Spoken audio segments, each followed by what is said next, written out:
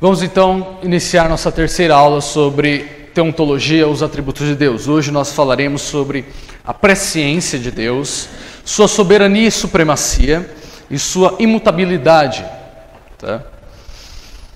Então, seguindo essa ordem, vamos abrir em Romanos, capítulo 9, versos 7 a 23. Romanos 9, 7 a 23.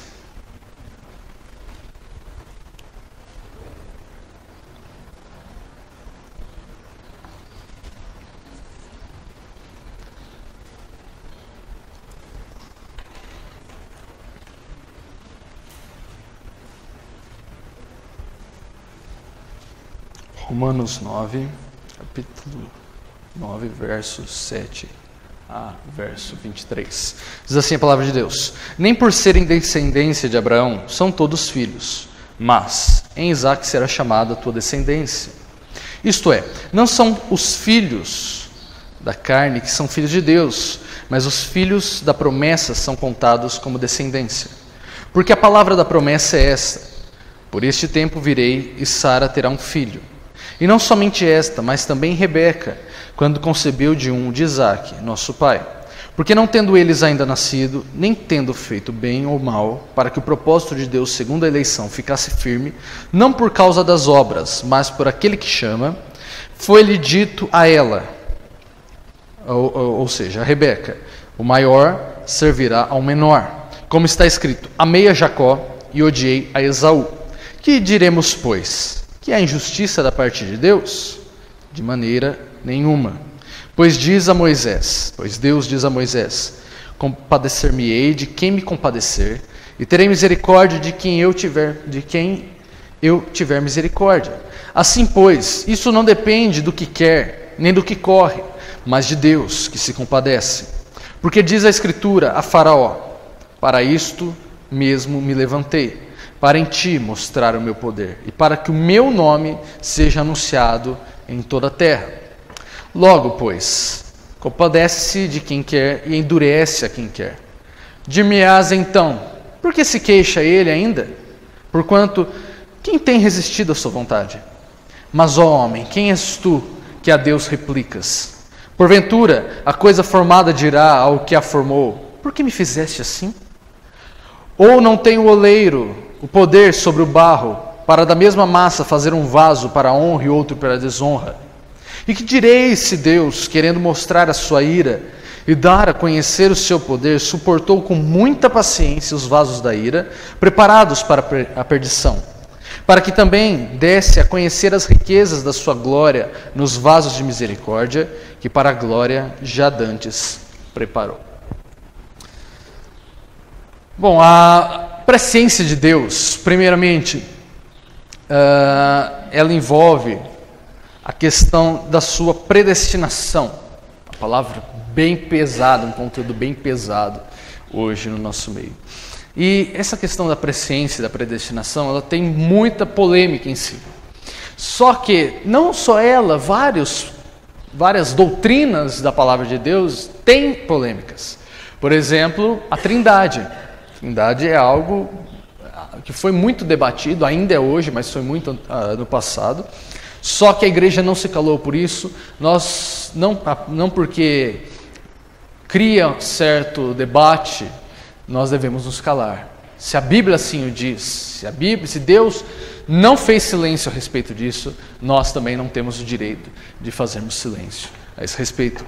Por isso, a presciência de Deus, ou a predestinação de Deus, primeiro, ela não consiste... Deus ele não predestinou aqueles que ele viu no futuro que eles responderiam em fé. Por isso ele os predestinou. Não, Deus, ele, antes de todas as coisas, ele delimitou um número fechado de pessoas que creriam, que ele daria fé a elas. Porque a fé é um dom de Deus, lembrem de Efésios 2, 8, 9. A fé é um dom de Deus, por isso não tem como Deus olhar no futuro e ver quem ia responder com fé. Porque a fé é dele, não vem de nós. Então, se alguém responde com fé, é porque Deus delimitou isso e Deus deu essa fé.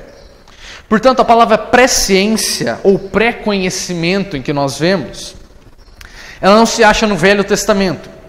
Mas conhecer ou saber ocorre muitas vezes. Tá?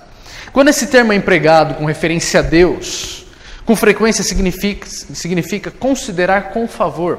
Não apenas conhecer de antemão, mas ter favor, ter graça, denotando não mera cognição, conhecer a pessoa, mas sim afeição pelo objeto em vista. Nós vemos, por exemplo, em Êxodo 33:17, que diz: te conheço por nome. Deus não está falando assim, eu sei o teu nome. Simplesmente, não, eu te conheço, eu te amei pelo teu nome, eu te chamei especificamente. Deuteronômio 9:24 diz: rebeldes fostes contra o Senhor desde o dia em que vos conheci. Jeremias 1:5 diz: antes que te formasse no ventre, te conheci. Oséias 8:4 diz: constituíram príncipes, mas eu não o soube, eu não o conheci. Amós 3:2 diz: de todas as famílias da terra, a vós somente conheci. Nessas passagens, o sentido de conheci é amei, designei. Não apenas ter uma noção racional. Deus, por isso que ele, você vê principalmente em questão de casal na Bíblia.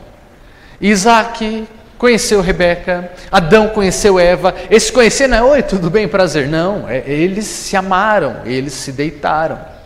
Eles consumaram sua relação. Então o termo conhecer ele tem muito mais peso nessa época, biblicamente, que a Bíblia usa do que hoje. Tá? E assim também, como a palavra conhecer é empregada muitas vezes no Novo Testamento, no mesmo sentido do Antigo. Nós vemos, por exemplo, Mateus 7:23, então lhes direi abertamente, Jesus falando, nunca vos conheci. Será que Jesus não tinha ciência da própria criação? Não, ele não conheceu, ele não amou tais pessoas. João 10:14 diz, eu sou bom pastor e conheço as minhas ovelhas, e das minhas sou conhecido. 1 Coríntios 8:3 diz, mas se alguém ama a Deus, este é conhecido dele. E 2 Timóteo 2:19 diz, o Senhor conhece os que são seus. Conhece no sentido, ama. Pré-conheceu, predestinou, adotou como filhos.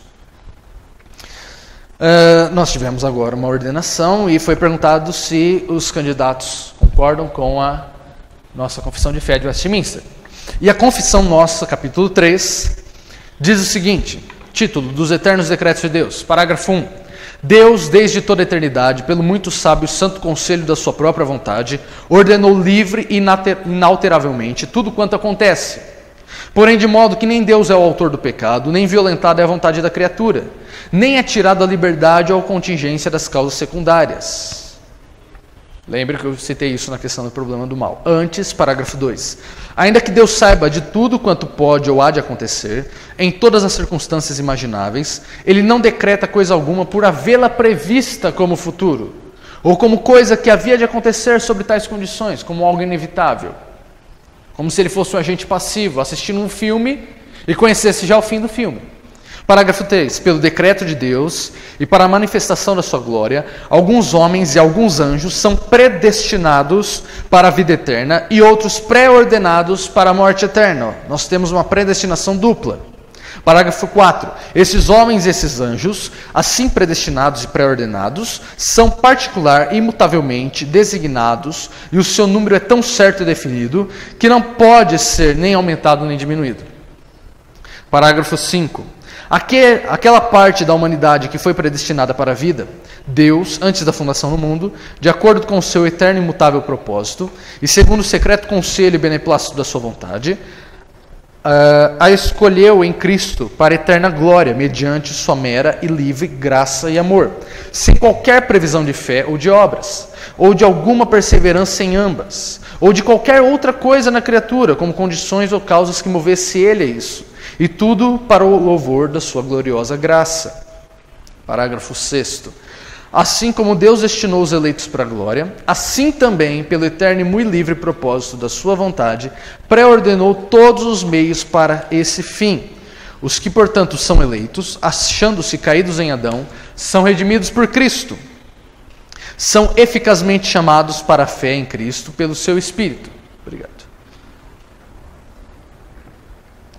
Que opera no tempo devido, são justificados, adotados, santificados e guardados pelo seu poder por meio da fé salvadora. Aqui ele cita a Ordo Salutis, ou a ordem da salvação, né? A justificação, a adoção, santificação e a perseverança.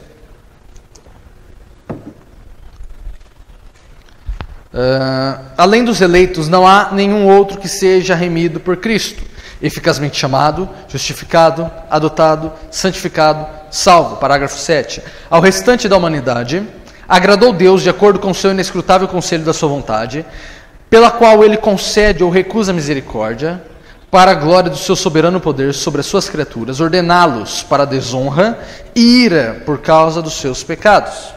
Parágrafo 8. A doutrina deste alto mistério da predestinação deve ser tratada com especial prudência e cuidado, a fim de que os homens, atendendo à vontade de Deus, revelada em sua palavra, e prestando obediência a ela, possam, pela evidência da sua vocação eficaz, certificar-se da sua eterna eleição.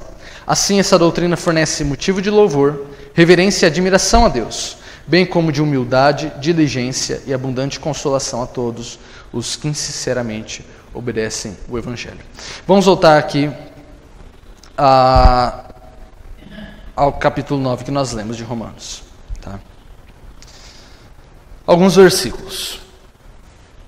Paulo, ele fala a respeito que nem todos que nascem judeus de carne são verdadeiramente judeus, no sentido filhos de Deus, nação de Deus, sacerdócio eleito.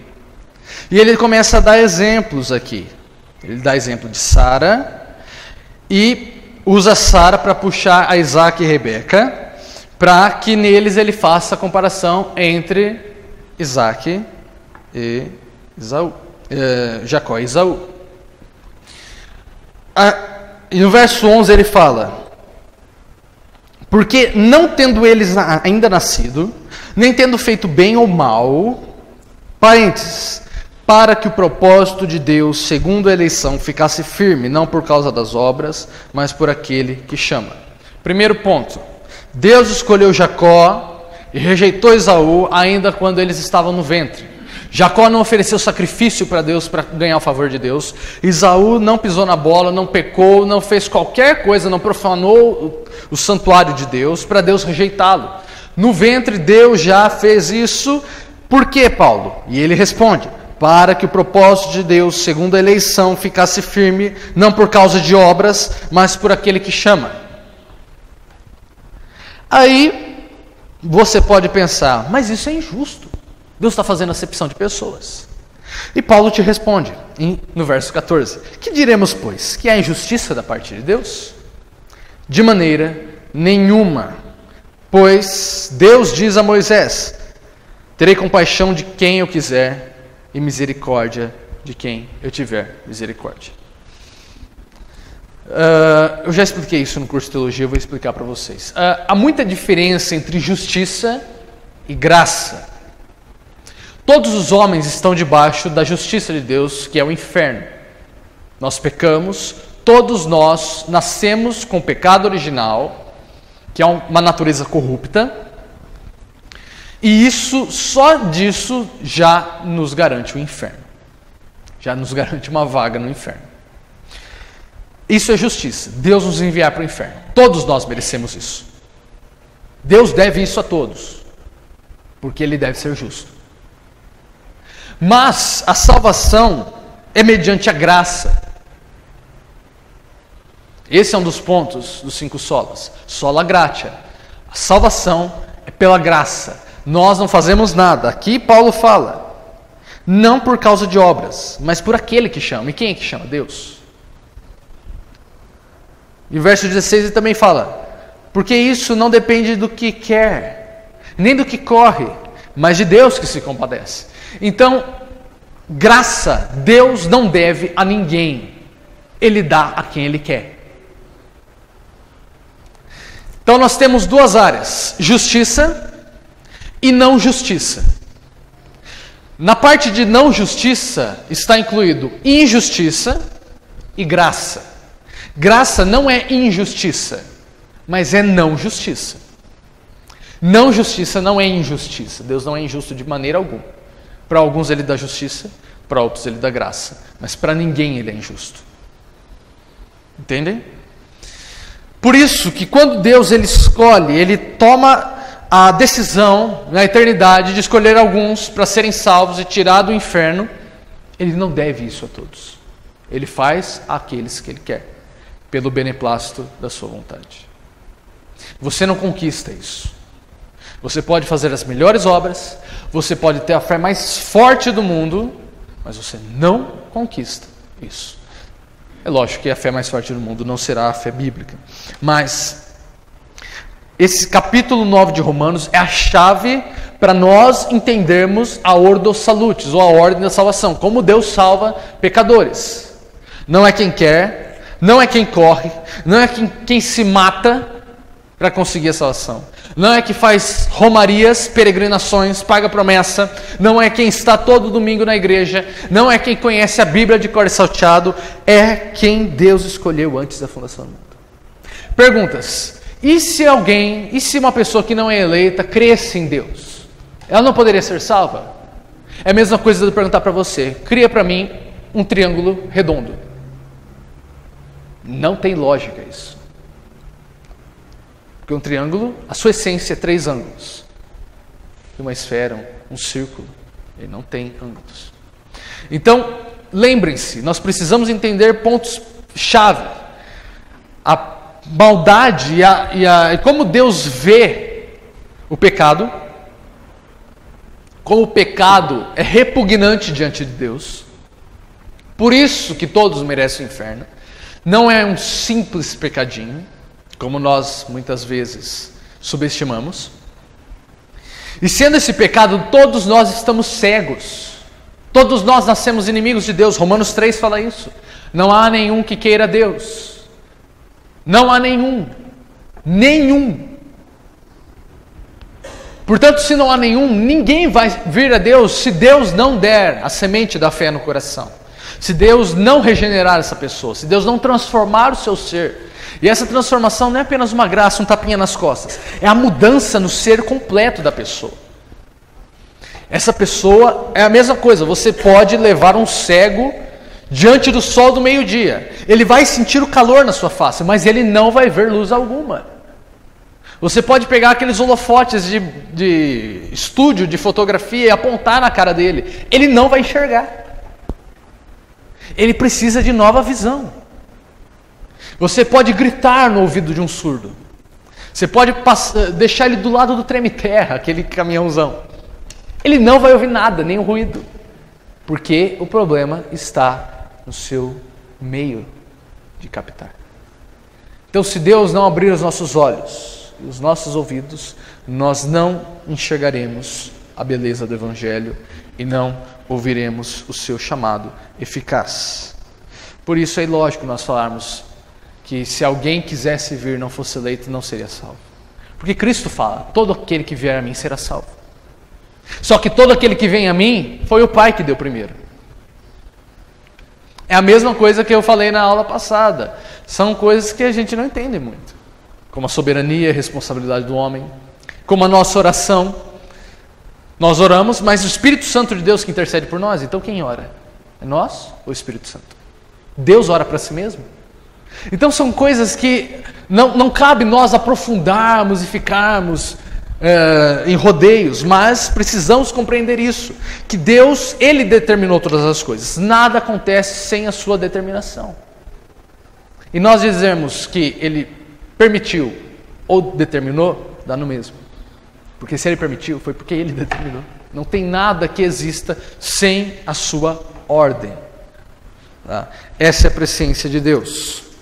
Agora vamos para Isaías 14, 27.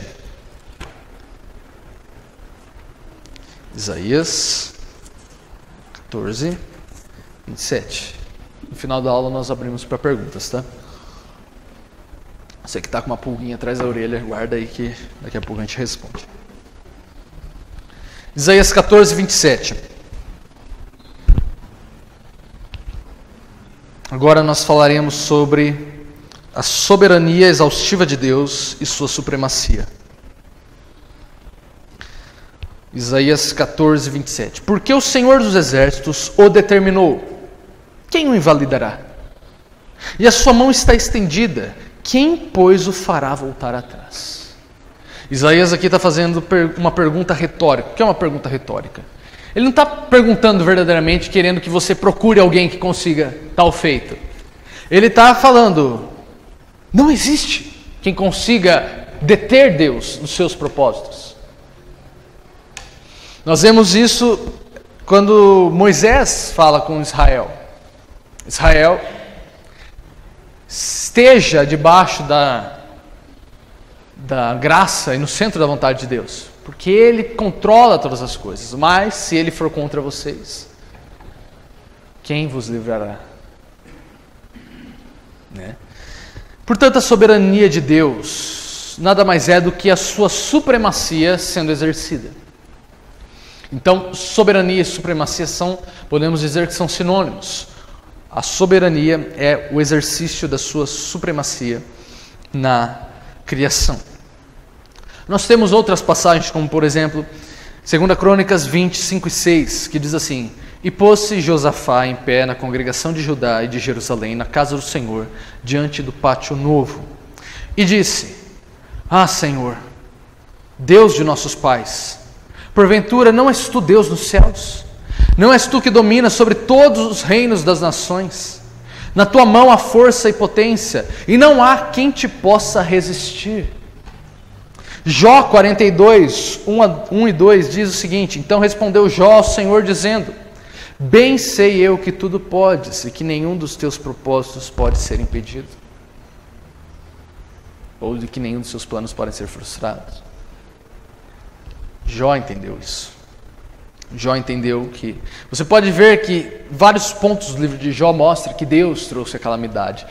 Fogo de Deus desceu e destruiu o seu rebanho. Um vento de Deus veio e derrubou a casa em que os filhos dele estavam e matou seus filhos. Deus enviou essas maldades, essas desgraças. Deus está no controle de todas as coisas. Se Satanás faz alguma coisa, é porque Deus assim o permite.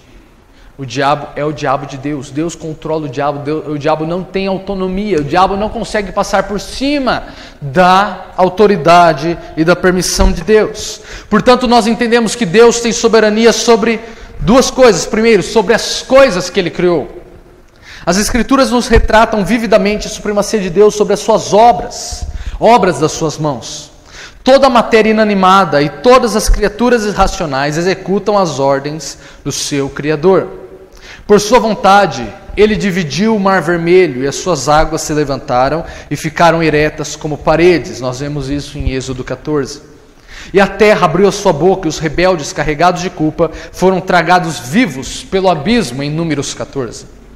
À sua ordem, o sol se deteve em Josué 10, e noutra ocasião voltou atrás 10 graus no relógio de Acasa em Isaías 38:8. Para exemplificar a sua supremacia, ele mandou corvos alimentarem a Elias em 1 Reis 17. Ele fez ferro flutuar em 2 Reis 5, do machado do profeta. Ele manteve mansos os leões quando Daniel foi lançado na cova dessas feras. E fez que o fogo não queimasse os 3 hebreus que foram lançados às chamas da fornalha. Assim, como diz Salmo 135:6, tudo o que o Senhor quis, Ele o fez nos céus e na terra, nos mares e em todos os abismos. Se nós vemos imigração dos pássaros durante o inverno, foi porque Deus ordenou assim. Se nós vemos os instintos animais, em que a mãe cuida do seu filho, ou a mãe devora o seu filho, em alguns casos, foi porque Deus decretou assim. Se os girassóis se voltam para o lado do sol, foi porque Deus fez assim. As cores foram criadas por Deus, os sabores foram criados por Deus, os aromas foram criados por Deus, e cabe a nós nos deleitarmos nisso. A beleza do mundo. Mas além da sua soberania, sua supremacia sobre as coisas, Deus tem supremacia sobre as pessoas. em dois sentidos. Primeiro, Deus tem supremacia sobre o mal na vida das pessoas. Nós vemos no Êxodo 7, 2 a 4, diz assim, Deus falando com Moisés: Tu falarás tudo o que eu te mandar, e Arão teu irmão falará a Faraó, que deixe ir os filhos de Israel da sua terra. Eu, porém, endurecerei o coração de Faraó, e multiplicarei na terra do Egito os meus sinais e as minhas maravilhas. Faraó, pois, não vos ouvirá. E eu porei minha mão sobre o Egito, e tirarei meus exércitos, meu povo, os filhos de Israel da terra do Egito, com grandes juízos. E nós lemos anteriormente Romanos 9, que Deus fala que usou a vida de Faraó para a sua glória, para demonstrar a sua glória. Ele endureceu o coração de Faraó para trazer as 10 pragas e mostrar que ele é soberano. É interessante que alguns estudiosos mostram e linkam cada praga a um deus do Egito. Fora que Faraó se achava o Deus. Faraó dizia que ele era a encarnação de Horus. E Deus mostra para ele que ele não é Deus coisa nenhuma. Por isso que Deus endurece. Nós vemos que, se você ler Êxodo, há flutuações. Tem horas que Faraó fala, pode ir. Só que 2 minutos depois ele dá uma freada. Ele fala, não. Ele põe exceções e tal. Porque Deus não deixa ele libertar até que as pragas sejam enviadas, consumidas. Mostrando a soberania de Deus. Portanto, como nós dissemos na aula passada, Deus é glorificado em meio ao mal. Deus é glorificado em meio a um tsunami, em meio a um tornado, em meio a um terremoto, em meio a uma chacina, Ele é glorificado. Queira nós ou não. E no segundo sentido, Deus, Ele tem supremacia sobre os homens para o bem. João 6,44 diz, Jesus dizendo, ninguém pode vir a mim se o Pai que me enviou não o trouxer, e eu ressuscitarei no último dia. É aquilo que eu disse. Nós não teríamos a possibilidade de vir a Deus se Ele não conquistasse docemente a nossa vontade para amar a Ele. Não haveria hipótese alguma. E a questão ainda nessa soberania da predestinação, a questão não é que isso causa uma aflição em nós, por não sabermos, nossa, eu sou predestinado para o inferno. Não, mas é uma esperança, porque se não fosse a predestinação, ninguém se salvaria. Mas é graça à escolha que Deus faz, que muitos são salvos, que nós podemos estar aqui buscando a palavra de Deus. É lógico que nem todos os que estão na igreja são, assim como nem todos que são nascidos de Abraão são verdadeiros israelitas, mas aqueles que tomaram posse pela fé a promessa que Deus fez a Abraão, esses sim são os verdadeiros israelitas. Mas Deus precisa, segura aí para o finalzinho do estudo que eu abro para as perguntas. Deus ele muda o ser nosso. Por isso que Cristo fala em João 3, quem não é nascido de novo, ou nascido do alto, pode ser uma tradução também, nascido do alto de Deus, não pode entrar no reino dos céus. Um novo nascimento significa uma transformação total da sua natureza. Não é algo apenas superficial, é algo essencial. A nossa natureza completa precisa ser transformada e recriada por Deus, para que nós possamos compreender e abraçar o Evangelho, nos arrependendo dos nossos pecados e apontando para Cristo. Tiago 4, 13 a 15 diz, como ribeiros de águas, assim é o coração do rei... esse é Provérbios. Como ribeiros de águas, assim é o coração do rei na mão do Senhor, que o inclina a todo o seu querer. Provérbios 21, 1. Tiago 4, vamos abrir lá. Tiago 4, 13 a 15. Tiago 4, 13 a 15. Tiago ele vai apontar um negócio que às vezes nós esquecemos disso. Mas precisamos lembrar disso que o Tiago nos traz à memória. Tiago 4, 13 a 15. Diz assim: Eia, agora vós que dizeis, hoje ou amanhã iremos a tal cidade, e lá passaremos um ano, e contrataremos e ganharemos. Digo-vos que não sabeis o que acontecerá amanhã, porque é a vossa vida. Por quê? Que é a vossa vida? É um vapor que aparece por um pouco e depois se desvanece.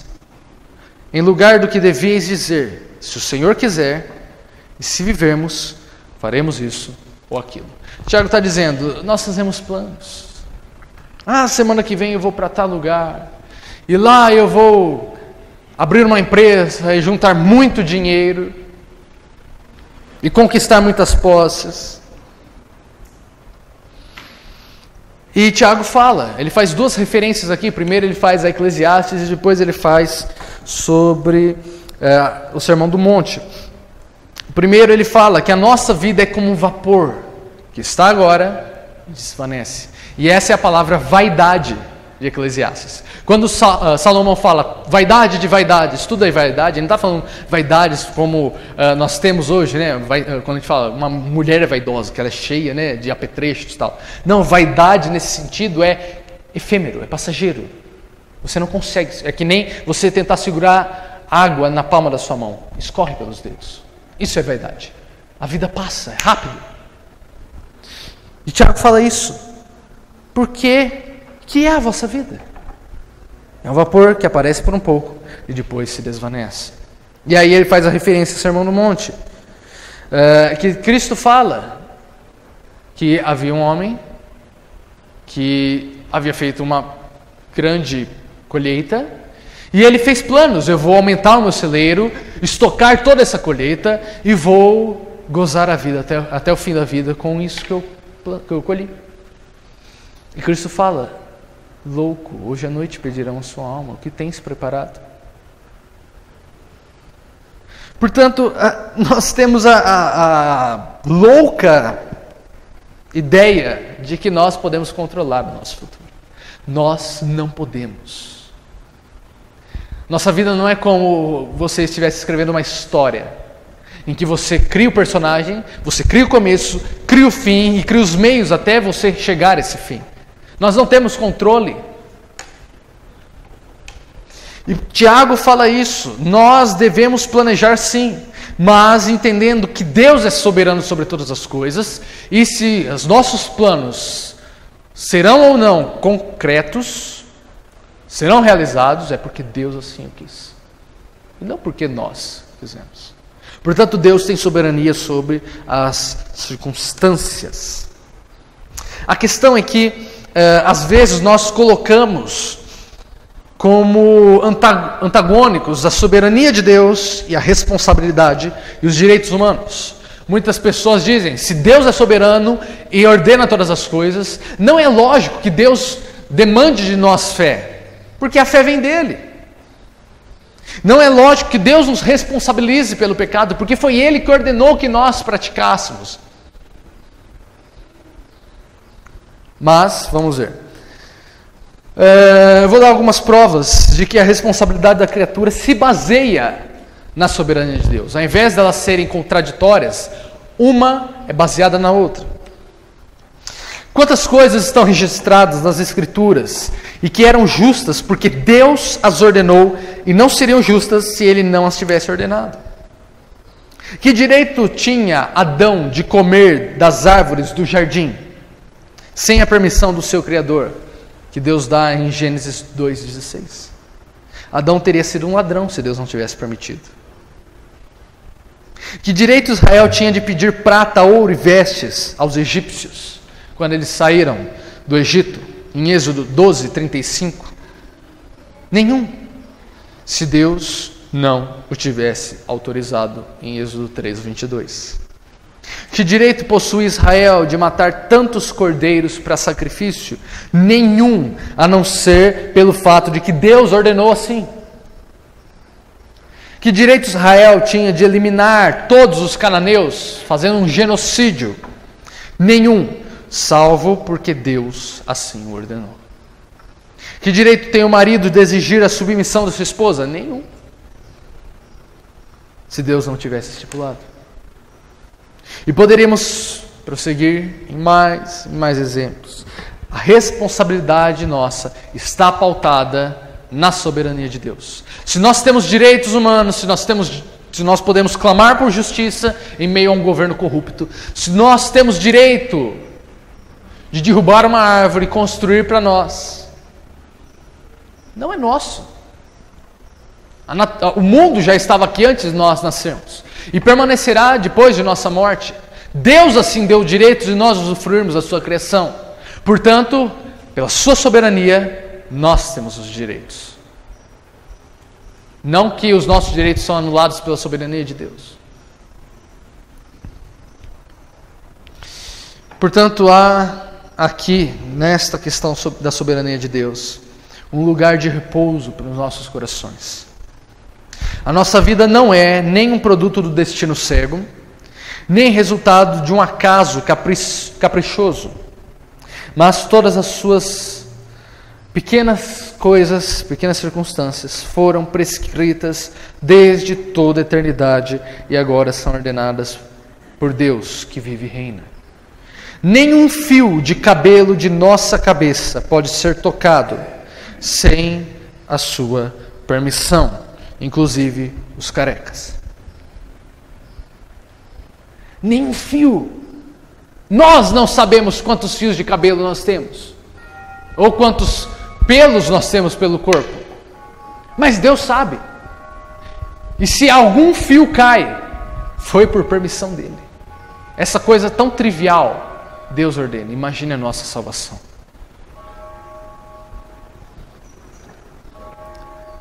Provérbios 16:9 diz: o coração do homem considera o seu caminho, mas o Senhor lhe dirige os passos. Que segurança e que poder e que consolo isso deveria dar ao verdadeiro cristão. Pergunta: o que garante para você que amanhã você vai acordar e ainda crerá em Deus? Ou o que garante a você de que as promessas de Deus permanecerão amanhã?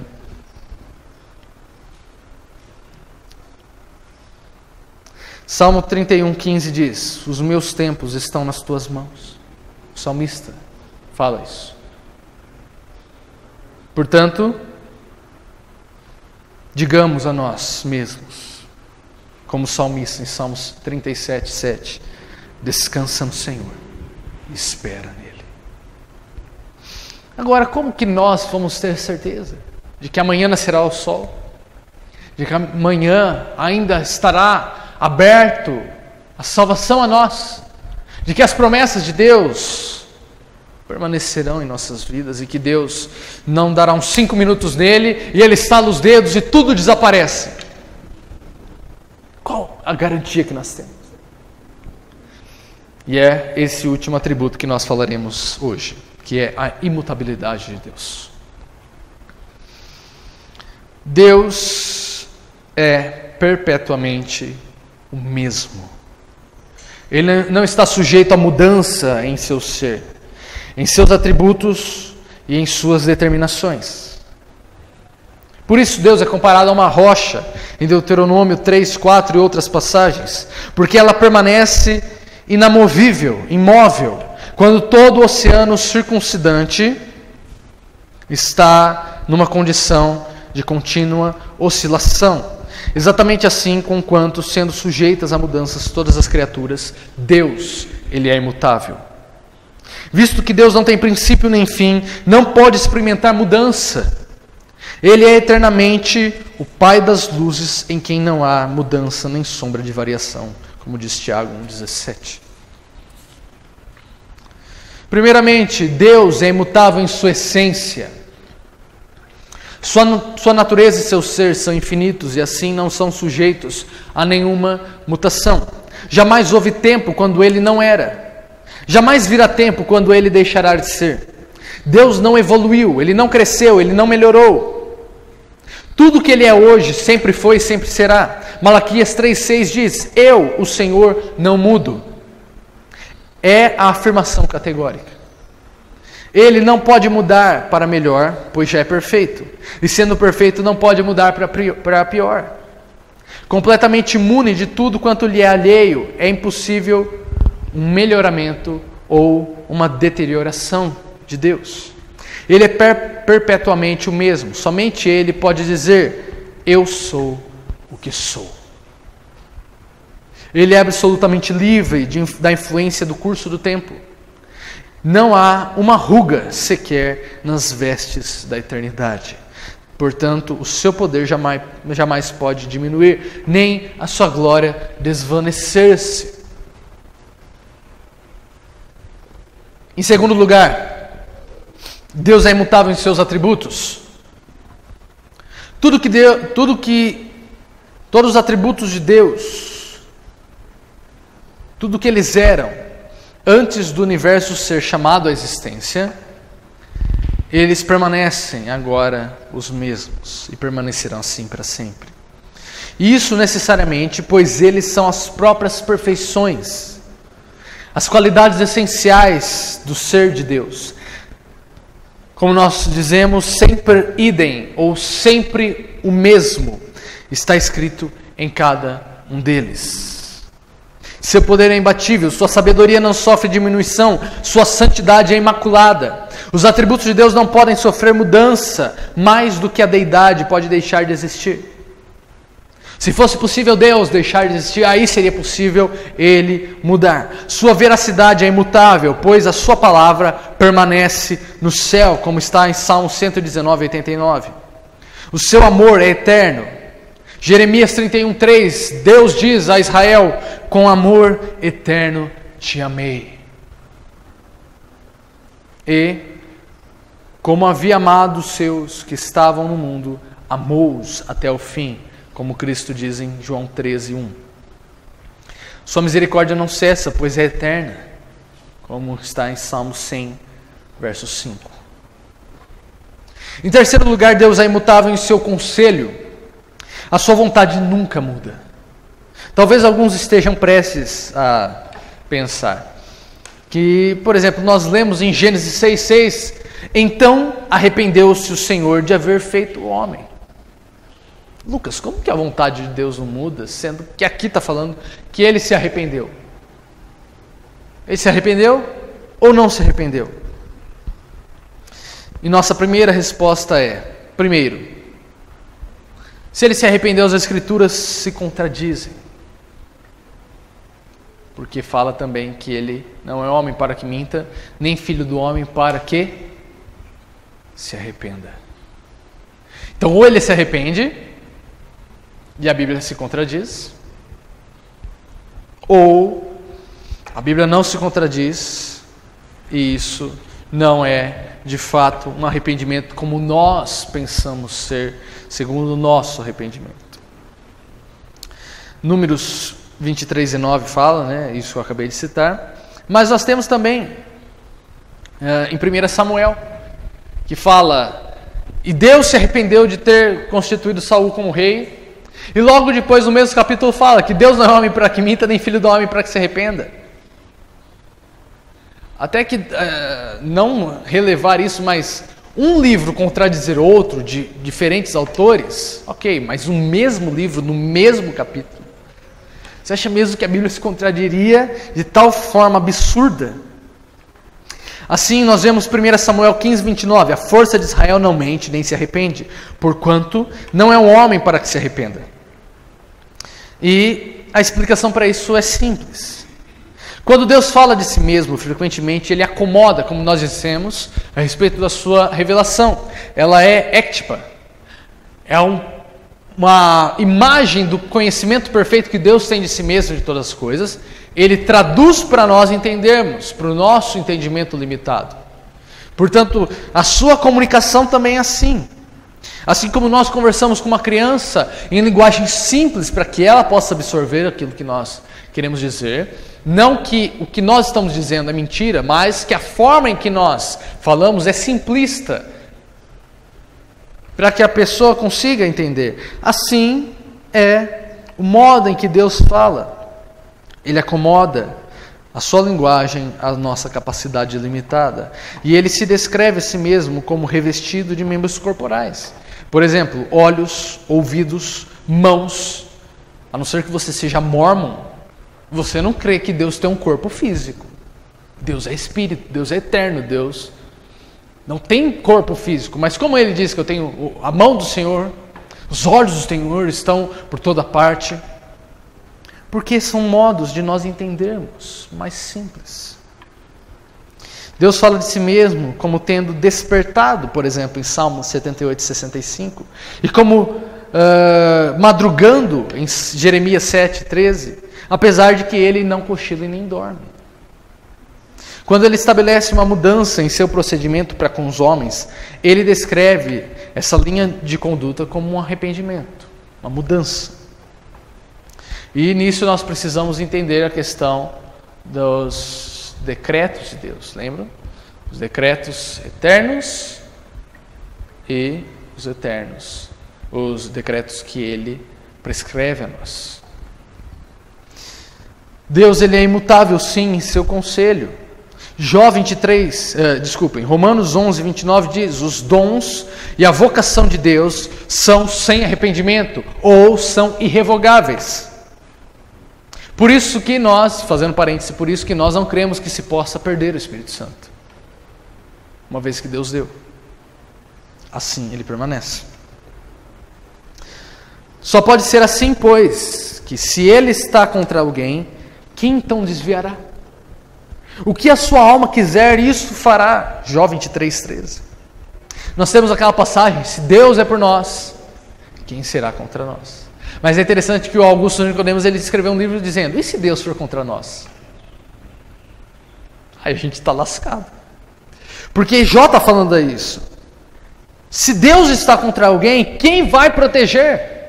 Nós vemos em Apocalipse isso, que os ímpios, quando vem o juízo de Deus, eles pedem para os montes caírem em cima deles, para tentar se esconderem do juízo do Cordeiro. Mas não pode, não é possível isso. Mudança e declínio vemos em tudo ao redor, mas aquele que não muda permanece conosco onde quer que nós formos. O propósito de Deus nunca se altera. Uma dessas duas coisas faz com que um homem mude de opinião e inverta os seus planos. Primeiro, ou uma falta de previsão para antecipar tudo, como eu disse, e como nós lemos em Tiago, ou a ausência de poder para executar o que planeja. Isso nos torna volúveis. Mas, visto que Deus é onisciente, e assim como Ele é onipotente, nunca lhe é necessário rever os seus decretos. Não. Salmo 33, 11 diz: o conselho do Senhor permanece para sempre, os intentos do seu coração de geração em geração. Portanto, podemos ler sobre a imutabilidade do seu conselho em Hebreus 6, 17. É interessante quando você vai estudar sobre design inteligente, que é a arquitetura, o projeto que tem, a engenharia que tem nos animais, na natureza em geral, você vê que foi necessário uma antevidência para construir eles, porque um erro explodiria tudo. Então Deus já sabia, nós vemos isso na ciência, a ciência nos mostra isso, que Deus já sabia tudo o que Ele estava fazendo. Se Ele fizesse, por exemplo, nós temos um besouro chamado besouro bombardeiro, em que ele tem umas químicas no seu abdômen, e ele libera essas químicas, dois líquidos lá, não me lembro qual, só que quando ele vê predador, ele solta, ele tem um mecanismo que junta esses dois líquidos, e com o processo químico que dá a reação, sai um líquido em temperatura altíssima, e ele joga esse líquido na cara do seu predador. Pergunta: se esses líquidos se misturassem dentro dele, ele ia explodir. Deus anteviu que era necessário, como era necessário ele criar esse inseto, para que esse inseto sobrevivesse até os dias de hoje, sem se explodir, com elementos químicos. Ele faz reação química. E nós vemos isso em diversos outros exemplos. Por isso, não apenas nas questões salvíficas, mas em tudo é necessário Deus prever todas as coisas e ser imutável nessas coisas.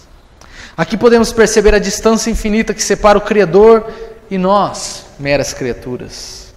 Inclusive as criaturas mais elevadas, anjos. Mutabilidade e criatura são termos correlatos. Se a criatura não fosse mutável por natureza, não seria criatura, seria Deus.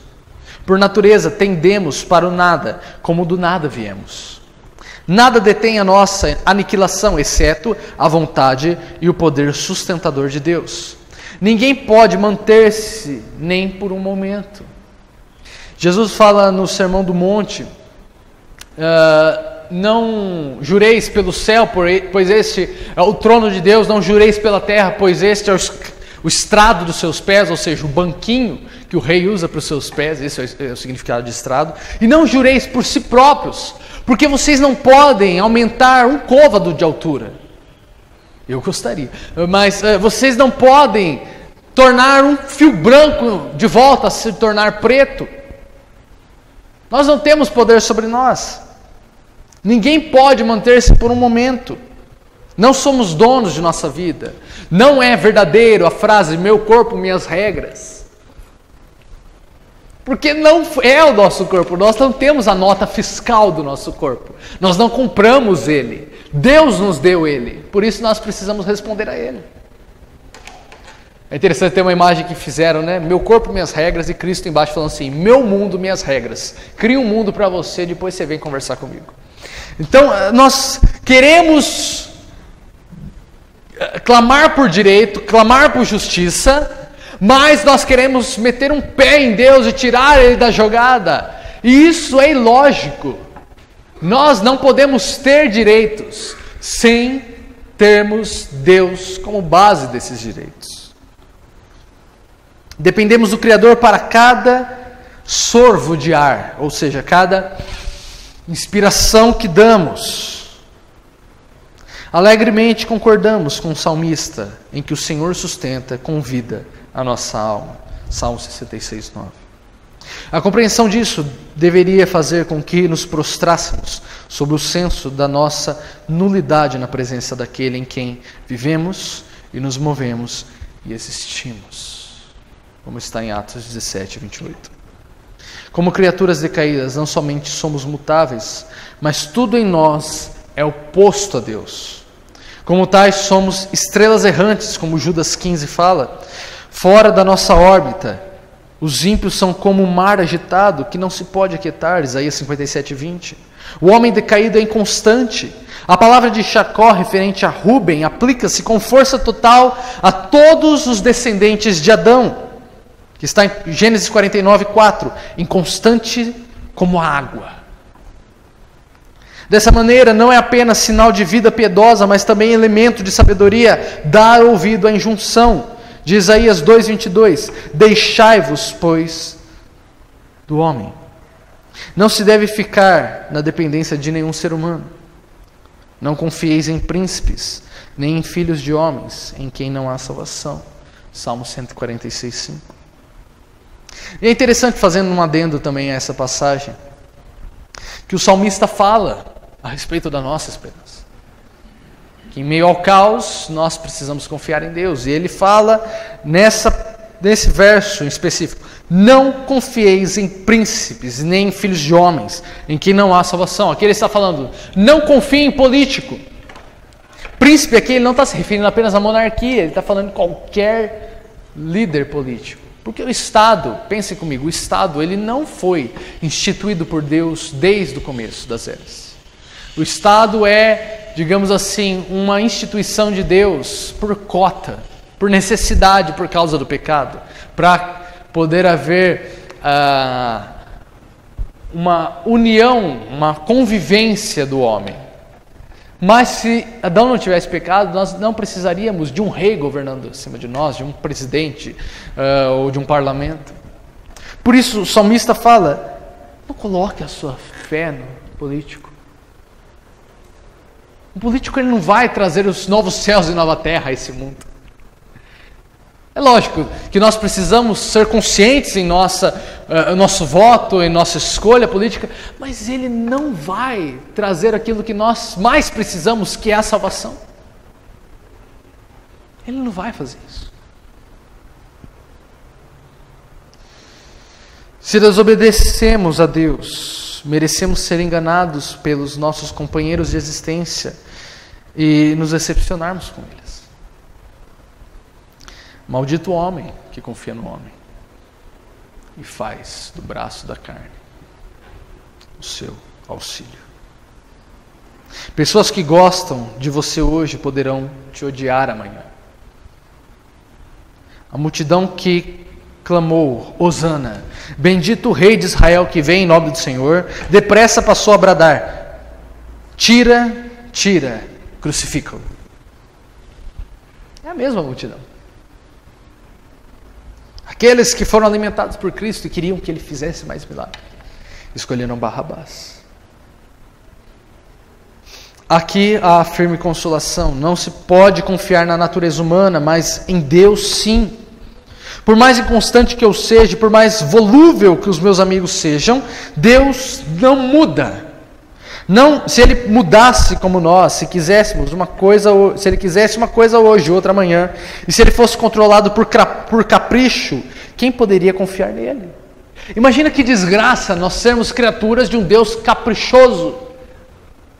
Eu vou criar um homem à imagem minha. Não gostei. Tchum, acabou. Que nem o pastor fala, né? Tchum, acabou. Ou, hoje eu vou salvar. Amanhã eu vou mandar todo mundo para o inferno, queimar. Hoje, Cristo será o Redentor, amanhã será Satanás. Imagina, que desgraça nós vivemos num mundo assim. Um Deus caprichoso, maldoso, sádico. Mas graças a Deus que Ele não é assim. Se Ele mudasse, nós não teríamos nenhuma base. Mas todo louvor ao seu glorioso nome, pois Ele é sempre o mesmo. Seu propósito é firme, sua vontade é estável, sua palavra é segura. Aqui, pois, está uma rocha em que podemos firmar os nossos pés, enquanto a poderosa torrente leva tudo de arrasto ao redor. A permanência do caráter de Deus garante o cumprimento das suas promessas. Isaías 54:10 diz, porque as montanhas se desviarão e os outeiros tremerão, mas a minha benignidade não se desviará de ti, e o conserto da minha paz não mudará, diz o Senhor, que se compadece de ti. Aqui há um incentivo para a oração. Stephen Charnock, um dos puritanos, em 1670, ele diz assim, que consolo haveria em orar a um Deus que como um camaleão mudasse de cor a cada momento. Quem elevaria uma petição a um príncipe terreno que fosse tão volúvel e tão mutável que atenderia um pedido um dia e o negaria no dia seguinte? Se alguém perguntar, mas que utilidade há em orar a um ser cuja vontade já está fixa?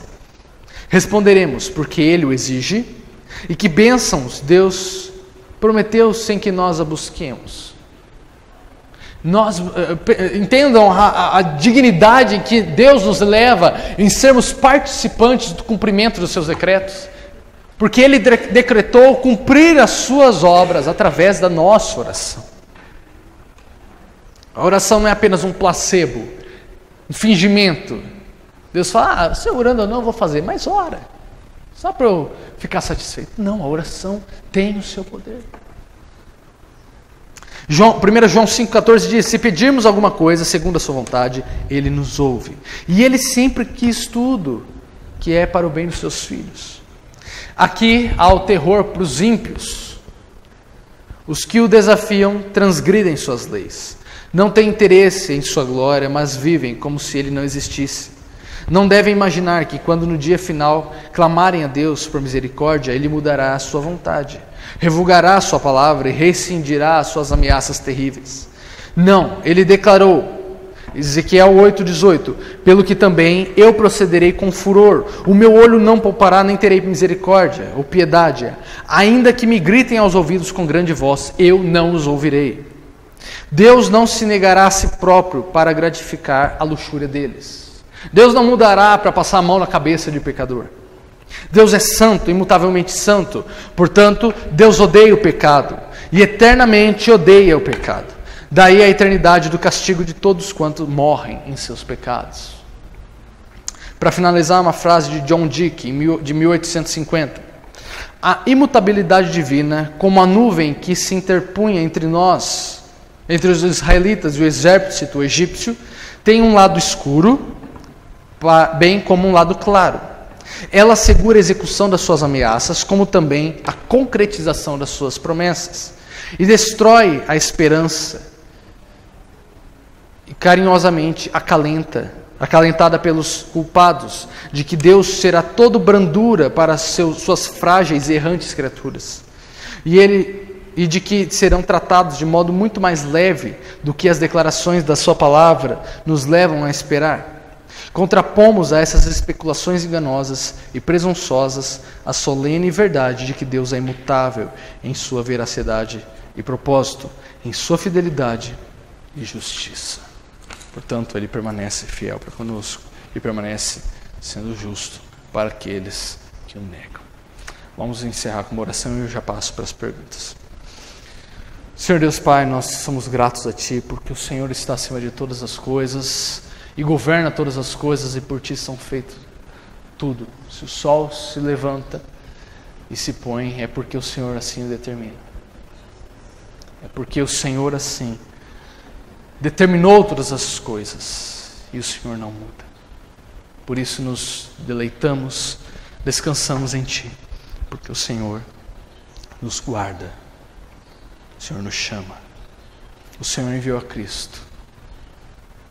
E nele temos salvação e vida eterna. Nós possamos nos deleitar em Ti e não colocar nossa confiança nas coisas desse mundo, que são volúveis, são passageiras, são efêmeras, mas que possamos ter o Senhor como a nossa rocha, em quem nós construímos a nossa casa, onde virá ventos, tempestades, mas em Ti permaneceremos. Fica conosco. Nos abençoe nesse dia. No nome de Jesus que eu oro, que eu agradeço. Amém.